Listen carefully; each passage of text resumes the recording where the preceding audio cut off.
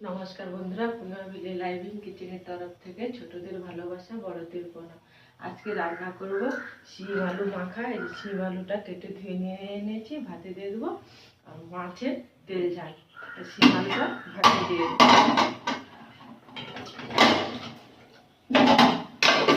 আপনারা তো অনেক রকমের শিমের চচ্চড়ি অনেক কিছু খেয়েছেন। শিম আলুর মাখাটা একদিন করে খাবেন, খুবই ভালো লাগে। শিম আলুর মাখাটা করবো আর ওই যে মাছের ঝাল করবো। তাহলে কড়াইটা বসিয়ে দেব।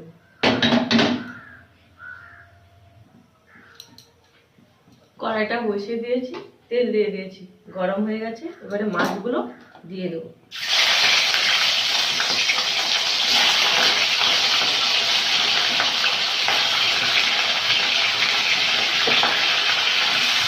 মাছগুলো ভেজে নেব। মাছগুলো ভাজা হয়ে গেছে, তুলে নেব।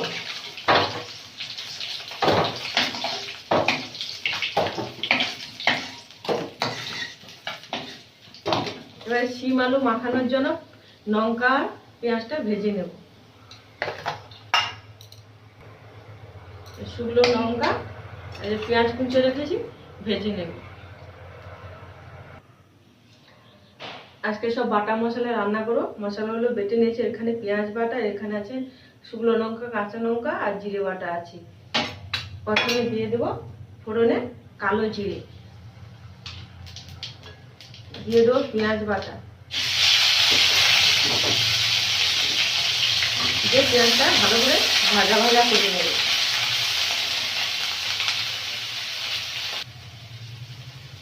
পেঁয়াজটা ভাজা ভাজা হয়ে গেছে।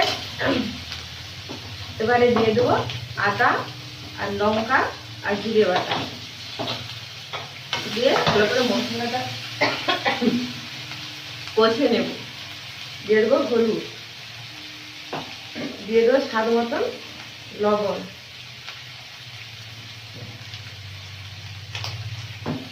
আর দিয়ে দেবো টমাটো পেস্ট, দিয়ে মশলাটা ভালো করে কষে নেব। মশলা থেকে তেল ছেড়ে গেছে, এই জল দিয়ে দেবো। জলটা ফুটে উঠলে মাছগুলো দিয়ে দেবো। জলটা ফুটে গেছে, মাছগুলো দিয়ে দেবো।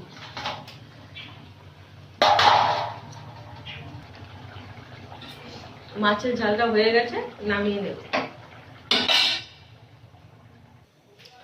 শিম আলুটা ভাত থেকে বার করে নিয়েছি, মাখিয়ে নেব। আলু দিয়ে যে শিম মাখাটা করে নিয়েছি, তবে আলু দিয়ে শিম মাখা আর মাছের তেল ঝালটা হয়ে গেছে। তাহলে আজকে রাখছি, টাটা।